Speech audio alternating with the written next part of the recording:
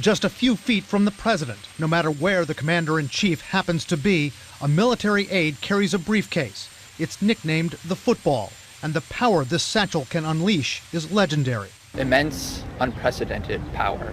The United States currently, right now, deploys approximately 900 nuclear warheads that are on the order of 10 to 20 times more powerful than the weapons that destroyed Hiroshima and Nagasaki. 5 military aides, one from each branch of the armed forces, work in a rotation carrying the football.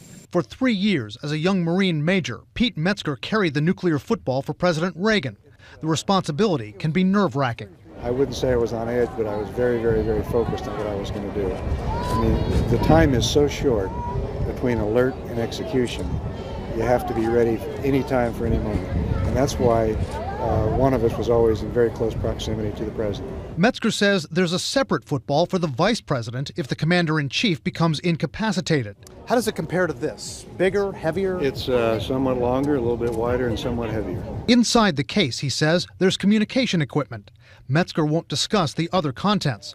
But Bill Gully, a former director of the White House Military Office, described in his book 4 crucial components inside. A so-called black book listing strike options for retaliation if the U.S. is attacked with nuclear weapons. A book listing bunker locations where the president can be taken in an emergency. A manila folder listing procedures for the emergency broadcast system.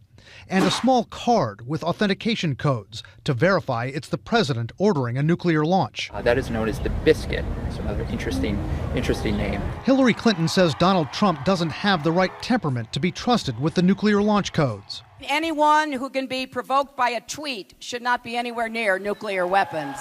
Trump has vehemently refuted that. Metzger says to carry the football, he had to undergo rigorous background checks by the military, Secret Service, and FBI. It included extensive psychiatric screening. The result of a decision the president would make is so grotesquely horrible, so grotesquely horrible. It would change the face of the earth. It would change humanity. It would change mankind. And I guess when you're on duty, you try not to think about the import of that, but you're fully prepared to do so if you have to.